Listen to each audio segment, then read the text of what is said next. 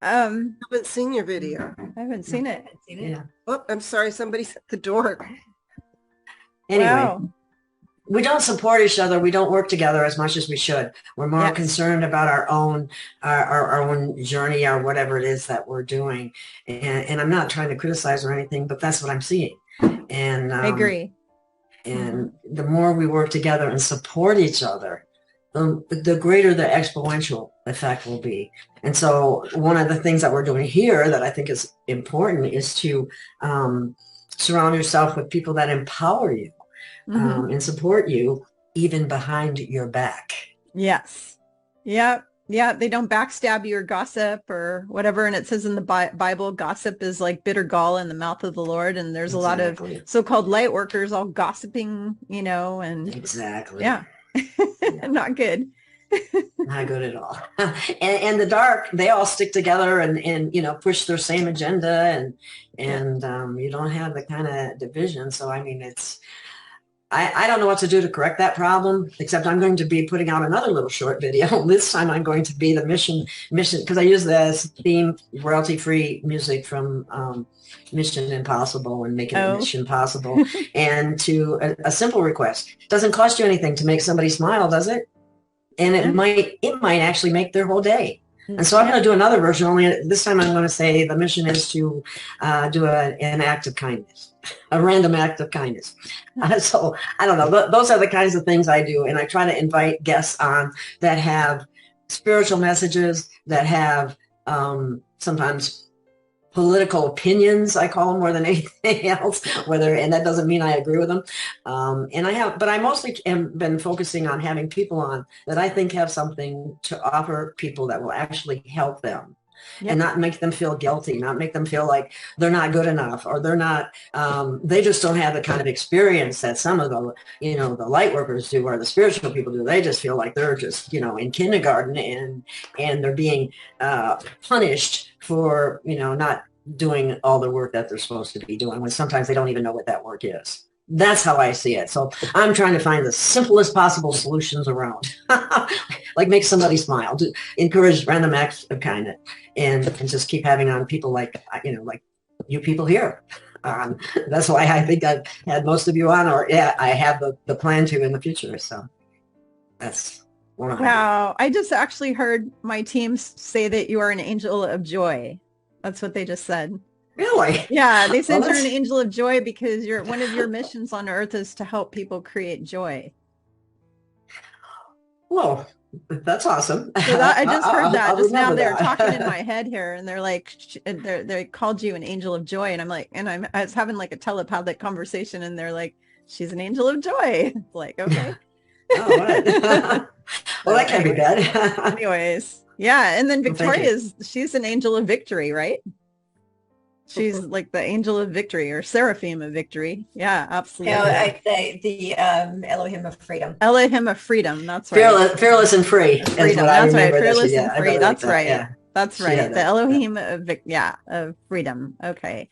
All right, Sandra McKellis. What do you think Hey, about all this spiritual bypassing stuff? Because I listen to your videos and your videos are so, you remind me of the Native American, the grandmothers. If you know who the grandmothers are, they're like the saints or like the feminine saints of the Native American tradition that are like the wise woman who had all the children gathered around the fire and were teaching them everything, like all that. You're a very wise old soul. When I listen to your videos, you're very wise old soul, and your the way you speak is very, how do I want to say, no nonsense approach. You just say what's on, on your heart, and you just speak it. And I love that. You speak your truth just perfectly.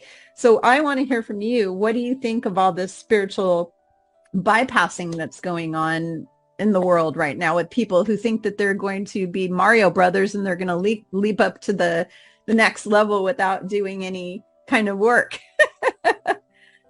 Thank you, Kimberly. And if they want to be Mario Brothers, let them be it. Yeah. It's their lessons to learn. And as we all know, it's all about keeping it simple Mm-hmm. and aligning yourself. And there's a lot of calls out there right now. And even you'll hear someone being followed. They have high subscriber rates. And, YouTube, Ascension and all that stuff. And then as soon as you hear something bad about them, you've got half the team ready to dump them and send them down the river when they don't even have the facts. So I look at all of those things. Again, I will say the same thing I've said to you guys over and over again. It's not my place. It's just a big distraction. And I keep getting the saying that, I might be wrong, but who's to say what's right? And then, my guides have changed it to, I might be right, but who's really to say what's right and what's wrong if you actually have to label it? And that's the sad thing, is we're labeling it. We're still working in that playing field of polarity. If it isn't this, then it has to be all the way over here. And so for me, I don't listen to a whole lot of social media. I do my best to sort of balance my own scales on a daily basis, whether I'm in a different timeline and still functioning as a 3D human, or I'm a 3D human functioning in a couple different timelines. There's a lot of scrapping going on. And unfortunately, it's exactly what my guide said we would come down to, as many of yours have told you. It's going to come down to, it's people think it's survival of the fittest. So it's like, okay, I'm going to take you out, because it's going to make me look higher on the ladder, when really it's everybody's lessons to do what they need to do, good, bad, or indifferent. Can we actually sit still, listen to the information if we're called to, and then can we just say, like, I have no opinion? Really, honestly, I have no opinion, because there's things that you all will say and other people will say that I have no way to verify. So am I going to sit here and spend the rest of my day trying to dot your I's and your T's to prove to myself that possibly all this information is correct?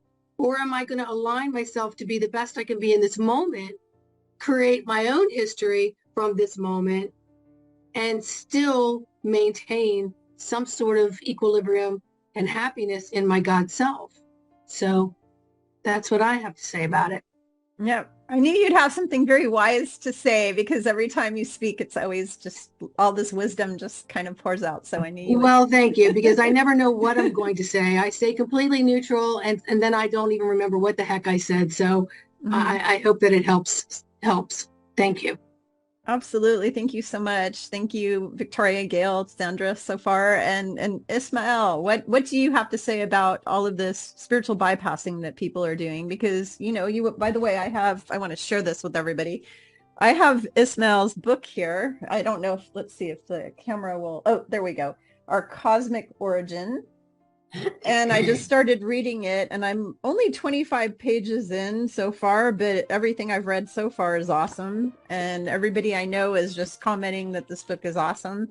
But, your book has a lot to do with all this, ascension stuff. So what do you think about the spiritual bypassing people? Well, I think that, there is a dark or Luciferian attempt to hijack the fifth dimensional, what we call the ascension, the organic ascension. And we have to be careful. They call it the false light, where angels of light or beings of light masquerade as dark entities, and, all in the name of, love and light. They try to give you information that could actually allow you, information that instead of empowering you, it allows you to build some sort of externalization where you depend on these people for the information, and then you start seeing them as your God. Mm-hmm. And that's my issue. I believe that, the galactics aren't here to save us. If people don't realize that we have to all do our own work, mm-hmm. we're not going to be ascending. And the only way we're going to have any change on a collective level by a solar flash of some kind is if enough of us do the work, clear the wounds, clear our pathways, find a neutral point between light and dark, because we all have light and dark, Mm-hmm. Yes. And in doing so, collapsing the polarity, right? Singularity. And then once we all do that, then we're going to be waiting for a great event such as the solar flash, or we could expect a great event such as the solar flash to kind of catapult everybody into the higher dimension. But you're right, we have to do the work, and we are going to be going into 4D before we get into 5D. So it is a process. It's not like we go from first grade to third grade. We have to first master each level, right, before we move on to the next. And depending on where you're at, some people are going to be mastering the fourth dimension or the fifth dimension faster than others. So yes, there's going to be different levels of upgrades or different levels where not everyone's going to end up in the same dimension, but at the same time, everyone's going to be given the opportunity to go up the grades into higher levels of reality. But we have to do the work, and we have to stop externalizing our power to, even the white hats. It's like everyone's waiting for the white hats to liberate us. They're not. They're not. Yeah. I'm starting to think that this whole duality is really just a game, in the eyes of the creator.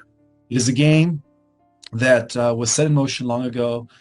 And I think as the reason we were created as the most hybridized race is because we carry, the genetics of every race out there, whether good or bad. We have it all. We even have a little bit of Draco in us. But it's to balance it's to balance everything out and to really just be the peace givers and the ones who end the the conflict in the galaxy, because what we do here is going to have repercussions on every level and on every reality, and so it's up to us to save the multiverse. And I've always been saying that. So that's how important we are. And we can't give our power away to anybody. This is the time to let go of the crutches. Yes, Saint Germain, Metatron, Archangel Michael, they did their part, but now it's time for us to have that direct connection to God, bypassing all the ascended beings and all the galactics and not depending on them, to help us or to save us. Because in the end, no one's going to save us. No. Every single one of us we're saving has ourselves. To save us. Yeah, so that's my perspective, is that we're all our own saviors. And that's why there's going to be no galactic interference. And that's why there's going to be no, white hats, you know what I mean, right? Liberating humanity. Because there's still a lot of people that are not doing the work. Knight in shining armor. This conflict is going to continue until enough of us do the work. And then I believe that the solar flash will be the events that is going to, change everything and catapult everyone into a better world, or what we call the, age of love, the age of light, the age of Aquarius. Wow. Thank you, Ismael. I really appreciate that perspective. And I agree with you on no knight in shining armor is going to come in, no white hats. Everybody is like, oh, the white hats are going to save us. The white hats are no. We have to save ourselves. Absolutely. And Victoria and I have had these conversations over and over and over again. I've talked to Selene about this, about how we have to save ourselves. I don't know how many conversations that we've had about this, but it's so funny because back in 2011, when Yeshua popped in and told me that I had to do this work that I'm doing right now with everybody, he said, Kimberly, you're not a lone wolf. You have to get together with the other light workers, and all of you have to work as a team. He said, you will not save the planet unless you all come together. That's what he said. He said, you all have to come together. Can't be fighting, can't be arguing, can't be backstabbing, can't be trying to compete with each other. I have all these people who try to compete with me. I'm not interested in competing with anyone. It's like, don't even bother trying to compete with me, because I don't give a hoot about that. I want to collaborate with as many people as possible, whether it's all of you or whoever it is, as many people as I can possibly collaborate with to save our planet. We have to all come together, not try to do it our own way and not be stubborn and not, that's all ego, and that's all very third density stuff. Again, when people let go of, I don't like to use the word release because that means bring it back again. When you let go of this preconceived ego thing, that you have to compete or be better than others or blah, blah, blah, or, have it your way or get your opinion on everyone. Everyone has to believe the way you believe. When you're able to finally let go of all that and come together with an open heart full of love and joy and creativity and say, let's get creative and figure out how do we save this planet. That's when we're really going to go up to the next level, is when we can all come together with these open hearts and say, what can we creatively do to make this a better place? That is what I think. I agree. Yeah. And I like the fact that you state that it's about working as a team, coming together, because that's what's happening. We are all linking up. The forces of light. We are really the saviors, the ground crew. Not so much galactics, but the ground crew are the saviors. Mm-hmm. So as we continue to link up and we continue working together, we're going to have faster effects for the planet. That is what is really key, and that's not what's happening just yet. It's starting, it's just beginning, but bringing the light workers together to work together and to support each other, because I've been told that it really doesn't take that many to make the change. Yeah, you're not going to get everybody. No, you won't get everybody, but we do need a fair amount, more than like a half or an eighth of 1%. I mean, you need a fair amount of people. Definitely. I heard as little as 9,000. Now that could be really wrong, but if enough people are at the right frequency and they're working together, it's going to go exponentially. Yes. And so that's the basically what I've been told for years is that one person in the resonance of unconditional love can make up for 1,000 people who are not. So it's really thank you. Yes. It's my understanding it's about 1%. We are the other 1%, as I often say. So and I've been saying for years that the light needs to be just as organized as the dark. The dark side has been phenomenal at organizing, and we have not been. So they stick together. They really stick together. Lights all over the planet, but we haven't come together as these lighthouses. And so now that's what we're starting to create. Right. Is understanding that competition was created specifically to keep us divided and conquered. All this narrative that's been swirling around about us versus them, black versus white, man versus woman, Democrat versus Republican, all of that was created to keep us divided and conquered. And enough of us need to recognize all those labels were created specifically to keep us from unifying and organizing. So I think enough people are finally starting to understand what we're the ones we've been waiting for actually means. Yeah. Up here, it's here. And we know that.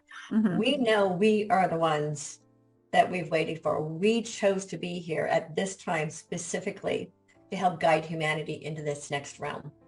And we know that. Enough of us are finally grasping it's not just lip service. We know that fact that we are it.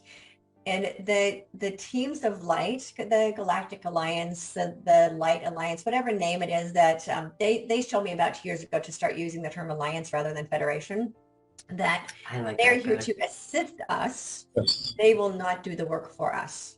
Exactly. We have to stand up and do the work ourselves. And when enough of us stand up and start doing the work ourselves, they will come and help us.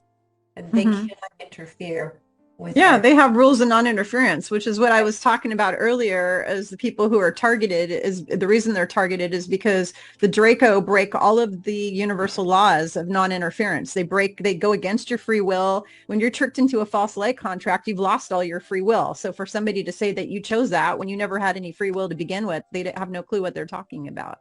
And they will be held accountable. So even though it doesn't look like they're being held accountable in this blip of time right now, they will. Time and space, they will be held accountable for breaking the prime directive, which is free will choice. Yeah, absolutely.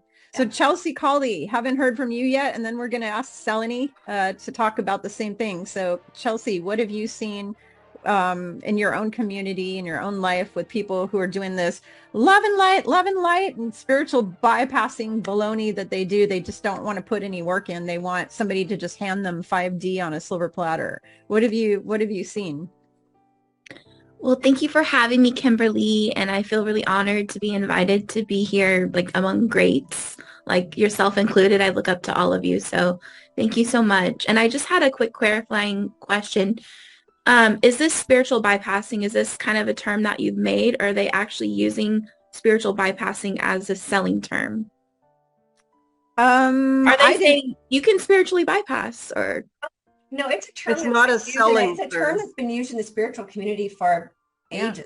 Yeah, I've heard this term for like the last 30 years actually, but I've heard it for. I didn't know if they're like, oh, you can spiritual bypass, just buy my product or whatever. No, they don't use it as a selling point. It's more of an understanding. Of how some people are think they can make the leap from the fear-based reality to the love-based reality and bypass all of the work that's involved in the process. So it's not a term that's used to sell a product. It's just it's an understanding that has been recognized for years of how some people would. I mean, they just don't want to do the work, great, right? If we could just like eat ice cream and bypass the heart attack, right? That's the kind of thing. It's laziness. That's Yeah, what I'm laziness, feeling. yes. It's people who are lazy and they don't want to put any effort in at all. They literally want you to just give it to them. It's like, just give me the answers to the test. I don't want to study for the test. Just give me the answers to the test. That's these people. Right. Okay. Yeah, that makes sense. I just didn't know if they were like, Yeah. Did you know you could use spiritually bypassing? And but I think the whole point is like we can't achieve enlightenment if we are dragging along our baggage on the way. And we've got to be able to overcome and like dive into that shadow work. Like you said, no one can do it for us. We have to do the work ourselves. And some of the things that I'm seeing a lot are just condemnation and, you know, trying to figure out who's bad and who's good and criticizing one another. If you're like, I just recently went to a truth tour and took pictures with different truthers and stuff. And I got attacked over that, of course. So there's a lot of like condemnation, finger pointing. There's a lot of judging. And there's a lot of people. So we have that. But then also we are on our light and love path. We're trying to become better humans. We're trying to embrace our spiritual gifts, like find, build our spiritual gifts. Like I recently just took a tarot course and learning how to learn the cards. And so we want these things and we want these superpowers that Ishmael has and that we're all like, we're working. We all have. We all have them. We all have. Yeah. You're right. So that we want to like, ignite these powers and clear our pineal gland and all that, but we're not going to get anywhere in our pineal gland with a root chakra that's blocked. So there's not enough of us diving into our shadow work and doing some actual like release work. Like I think, well, I'm speaking for myself. I need to be better at releasing the toxic habits, like, evolving the toxic relationships. And, that's something that I'm working on. And it's like, we can't really, become enlightened at the top when we've got all this crap going on in our root chakra and our sacral and solar. So I think we all have a lot of work to do, but I think also it's really helpful when people are really honest about their pain. Like I recently saw this episode of like Queen Midas and the Liz Olive show. They're doing this freeing the divine feminine. And one of them, Liz, was talking about, well, this is how I was traumatically abused by my mom growing up. This is how I was abused by my dad growing up. This is how it's affecting me. And this is why. And this is why when I treat my son this way, I'm like being more careful and being like, we're talking about like the great awakening of parents, like, because we're going to have to parent differently.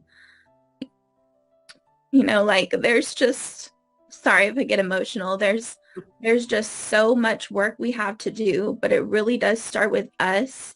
And that's where we're getting lost, is like we're going here, there, everywhere, trying to do everything, learn everything. But really it starts here within. Yes, of course it is about saving the kids and also about saving our own kids. It's about our inner child. And so I've been really like paying more attention to my own inner child and trying to show her more love in this. That's awesome. So yeah, I think like we can't have the spiritual expansion with all the crap, we're dragging along. Yeah, the baggage, especially the inner child work. I mean, I was abused from birth until my mother passed away. She was emotionally abusive to me. And so I've had to do healing. And then after she passed away, I had to do more healing. I was already doing healing when she was alive, but then after she passed, I had to do even more healing. And yeah, it was, if but you don't come into your spiritual gifts, and you wouldn't be able to have these spiritual gifts and this connection with Yeshua and Mary Magdalene unless you had done all of that work. Yeah. Yeah.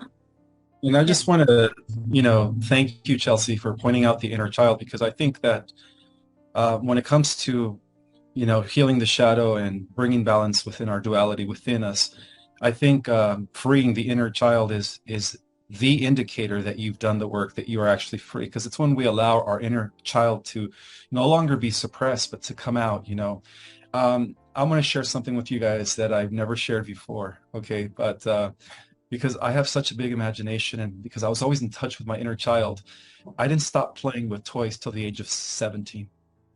I used to like, I was 17, a senior in high school, and I would look forward to coming home to play with my little man. And I would just, and I embraced that almost to the age of 20. And I was made fun of by my cousins because they stopped playing with toys at the age of 10 or 11. And to me, it was just my way of escaping, my way of just using my imagination and creating my own reality with my little man, as I used to call him. So, I don't know. There's times where I feel like I just want to go and buy these little man and just, even at the age of 44, I don't care what people say, it's just me, embracing my inner child. It's an emotional outlet, and there's nothing wrong with that at all. And the people who made fun of you, they just have lack of consciousness and understanding about it, because the fact of the matter is every one of us deals with our emotional traumas in a different way, and that is a healthy way to do it. Now, if you dealt with it by going and spray painting all your neighbors' houses, then they would say that that was a negative way of how you dealt with your emotional, because I know your story, Ismael, and I know you've gone through horrible, you've had a lot of experiences, just like Salini and I have both had. Well, Salini's experiences are even way worse than mine. Mine were pretty bad, but hers were even worse.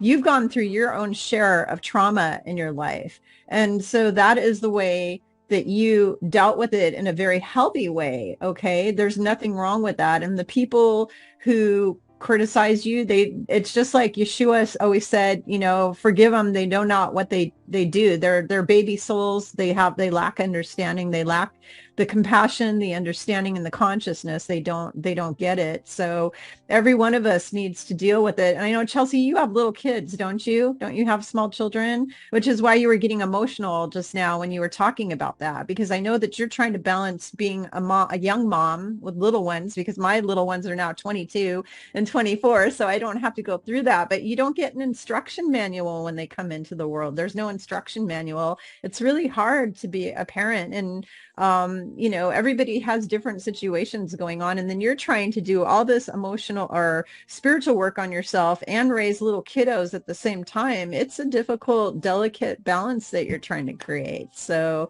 my hat is off to you as a fellow mom. It's not easy. All the parents out there who are doing spiritual work and trying to raise kids at the same time, it's not easy to do that. So thank you. Yeah, I just wanted to say that. So Salini, I'm gonna and this first question, or this first problem, whatever you want to call it, with you, what have you seen out there with the what do you want to call it, the bypassing? What have you seen? And before you speak, I just wanted to say something really quick. Spiritual bypassing is similar to emotional bypassing, and an example of that is, let's say my mom dies. And instead of grieving over her and processing the grief, I bypass it by just going back to work, burying my head in my career, and ignoring the fact that my mom died, oh, well, I cried for a day, I'm over it now, and then go back to work again. And that is bypassing, because they did not do the work on themselves to overcome the grief and to heal the grief. If you don't heal those issues that lie within you, you can't get to the next level. So that is a better example of what spiritual bypassing is it's a lot like emotional bypassing, where you can't just make it go away. You have to go through it. You have to go through it head first. You have to meet the challenge, you have to do the work, and you have to process. And if you're not willing to do that, then you're not going to get anywhere. So Salini, go ahead and share with everybody. Okay, thanks, Kimberly. First, I'd like to say to Ismael, there's nothing wrong with wanting to play with your little soldiers, however old you are. I loved playing with my dolls in a dollhouse that I had as a child. And one of the things that happened was that my father burned all of my toys and my dolls and everything. Mm. And that, I could go into a lot of stories, but, whatever I loved, he took, and he made sure I didn't have it. So one of the things that I'm really interested in is doing a dollhouse with miniatures as a hobby. But I haven't had time. I'm too busy saving lives. But someday, maybe when I'm more retired, I envision having a dollhouse, and with, miniatures, if you've seen those, they have shows and everything all over the world with these incredible little chairs and furniture and stuff like that. So don't feel bad. I'm going to do it too. Right. As for the spiritual bypassing, what I see is that's really a coping mechanism for not facing your inner trauma and your core healing work. And people that have found something that works, that's comfortable, that whether it's a spiritual program or a substance abuse that they're going to abuse or something else that takes away the pain and suffering of what it is they have to face when they awaken. So, people who aren't ready to hear the truth, if you try to share it, will just go directly to the spiritual bypass. No, we don't talk negative here. We just do love and light and stuff like that. And what I see is that it's not helpful to judge, because it just pushes us back into duality when we're judging. So, when I see people doing that, I know that they're not ready to face their trauma. And as a person who is severely traumatized, what I learned that works for me is to be loved unconditionally. The more unconditional love you experience, the more you can come through your trauma. It's like until somebody has enough compassion for the worst thing that ever happened to you and can actually listen and to your story and cry with you. I mean, I can almost cry right now just thinking about the small number of people that could ever hear my story, which is amazing to me. People will say, well, we don't want to hear that. I go, well, I had to live it. So you can't even hear it, but I had to live it all these years. And the byproduct of having that kind of trauma is a shutdown of your entire system, of your aura, your cellular functioning, all kinds of things. So I had to be brave enough to go into that without any support. And that's why I became very connected to the divine. And I was able to say to spirit, I need you to support me because I can't find anybody who can.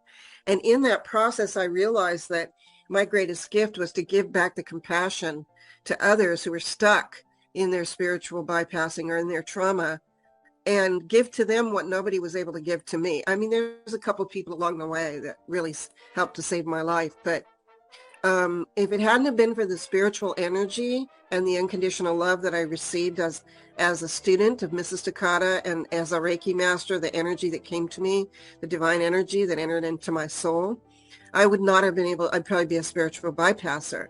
But because I received enough divine energy from God, I was able to transmute the denial. I was able to transmute the lies. I was able to transmute the trauma, and I was able to look square. Also, I'm like a quintuple Aquarius, so we are really into the truth. So I was able to say, okay, I want the truth. Give it to me. And that truth, hits you like a ton of bricks. And when that happens, only the strong survive, I'm telling you. And that's why people take on spiritual bypassing, or they take on drugs, or they take on TV or movies or excessive exercise or sex or whatever it is, because it's just too much, And so I find that in order to assist people to go beyond their spiritual bypassing, I have to offer them as much love and compassion as I can possibly give them, so they can be safe enough to walk through their traumatic memories and their traumatic episodes. If they can come to me and put their head on my chest or on my shoulder, and I can walk them through it. And then they can have their sobbing and their crying and the pain. And once they've done that, once or twice, you'd be surprised how quickly they move beyond that point into their spiritual awakening. So that's part of my core work with people is, let's go down to the core of your trauma. Let's go down. What's the worst thing? Is it past life? Maybe, some of the things that come up for people were things that happened in other lifetimes. Like I personally, I remember a lot of my lifetimes. I personally, I died in Dachau in the concentration camp in my last life. And I just bounced right back and, bounced right back into a Nazi father. My father's a Nazi. And so I wasn't finished with that lesson. And Yeshua came to me and said, you don't need to do this anymore. And I had a visitation, and he said, this is the lifetime you complete all those lessons of not feeling your pain. And you didn't know how to stop it. And he told me I had to take you out of that lifetime to stop it from consuming you. And now you're back and you get to this time, we're going to do it. But he also said the whole planet's going to do it. And everybody at once that's what we're witnessing right now, is a collective trauma coming to the surface, and people are freaking out, and they don't understand, how to stay centered through that storm. And this is what, I said in the beginning, like Victoria and I have talked about it once. We have to stay centered in the storm of trauma that's happening right now. This is a healing crisis. It's not the end of the world. It's the end of the matrix. It's not the end of civilization. It's the beginning of a new civilization.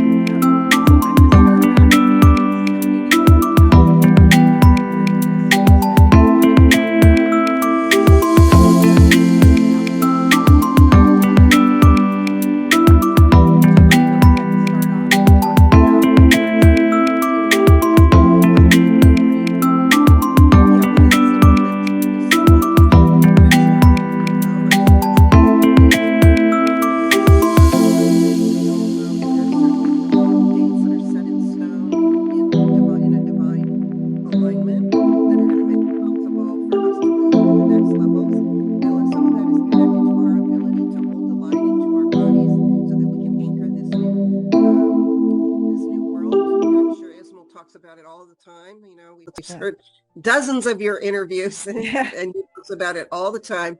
It's really important for us to stay anchored in the light so that it can be anchored here.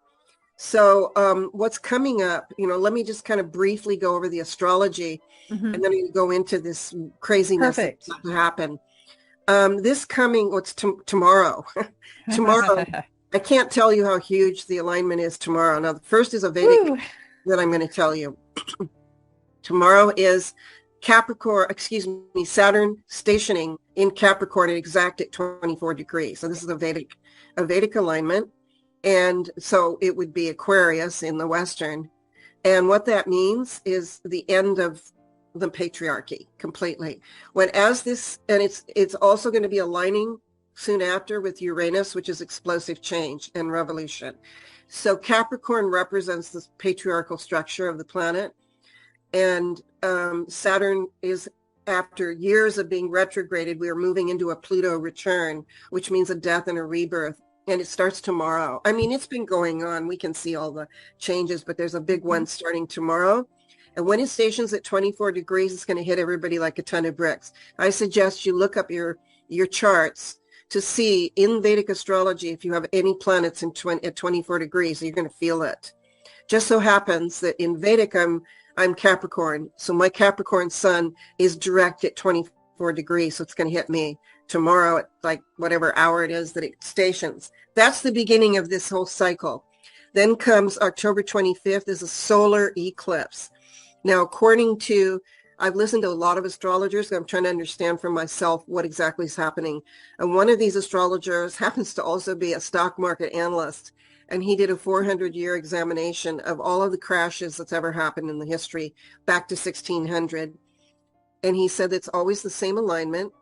And he said it starts with a full moon. And then within 6 weeks is a solar eclipse. And it has to be exact number of days and a sacred geometrical pattern in between them. And then you have a financial crash. And he said this particular alignment that is happening this year on the 24th is the exact same alignment that happened in 1929 for the stock market crash. So he predicts that it's going to be the biggest crash in the history, in global history, on October 24th. Good. Others are saying it could be tomorrow, October 22nd. Nevertheless, it's somewhere in there because now I have another astrologer who's confirming it from another standpoint. So I believe we're going to have an economic crash between now and October 31st. So I hope everybody got your ducks in a row. At the same time, there's positive things coming through with that. So that's the first aspect. The second aspect, which is worse, really, is the onset of World War III, which is appearing in the sky on October 31st. According to the alignment in the sky, it's Mars entering Uranus, explosive Uranus, which is when those two come together at a certain degree, it's war. And Putin has declared it, you know, martial law. They're ramping up their forces. But what people do not know, which is worse, and this is the bad stuff I have to say because I think people need to know this, is that the fake president has he has given away all of our military arsenal to Afghanistan. They gave away billions and billions and billions of dollars. They shipped it over there. It's not just when we left. They shipped it over there. Now, I've been listening to some military analysts, and they say that we only have 300 ballistic missiles left to defend the United States, up against 12 to 15,000 from Russia and China. And Russia and China are combining forces to meet at the Ukrainian situation as well as over the border of near Alaska. So those forces are already in place. And I think the scariest thing I heard was that, and I just think people need to know this, is that Chinese conducted a COM, if you know what that is, which is a test and a signal that they sent out to Texas. It was either yesterday or the day, I think it was the day before yesterday, to test to see if they could block out the GPS over Texas. The Chinese have already declared, and I heard this intel 2 or 3 months ago from an insider in the Chinese Communist Party, that they're planning to attack the United States in November. And so when they did this test, they also did the same thing in Ukraine, and they were successful at blanking out all the radar in the Ukraine so they could move in against Russia. And now they did it in Texas. And so military analysts are saying that that is a signal of an imminent Chinese land invasion or a missile invasion of the United States. And they're in position all around us, like in Canada, Mexico, and California. And so the question is it going to happen? Divinely, I hear that we're going to be okay, but I think it's possible that war is going to be declared and we're going to go through all this. Martial law lockdown is coming. Yeah. And this is where the good stuff comes in. So I don't mean to scare everybody, but I think people need to understand this is the moment in history where the American empire ends and the birth of a new global empire occurs. That's not an empire, but a new millennium.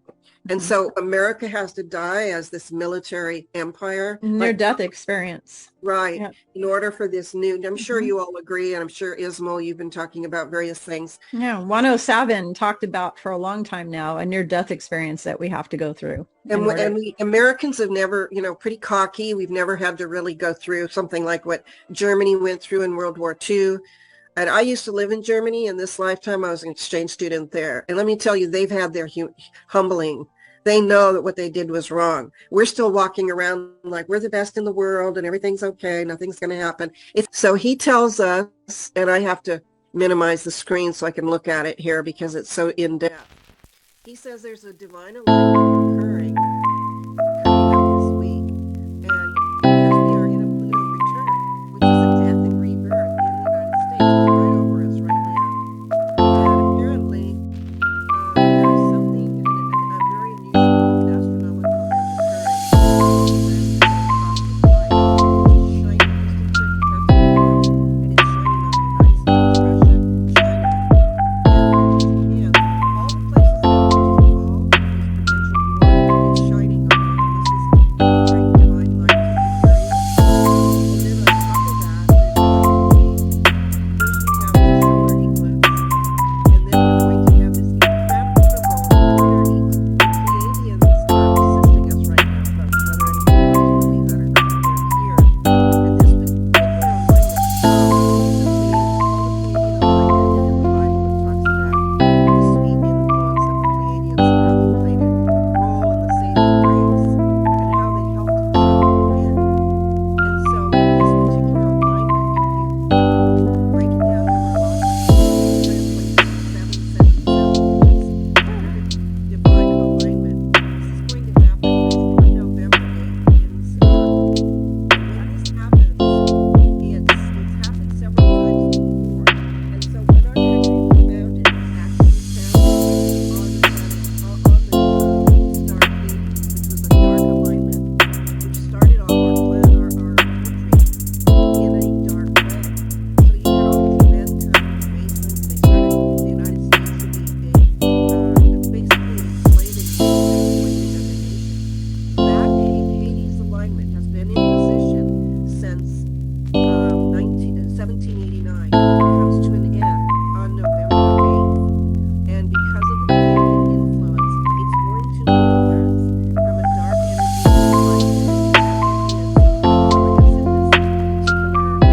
It's amazing. He says that he sees the death of the Republican Party, of the Democratic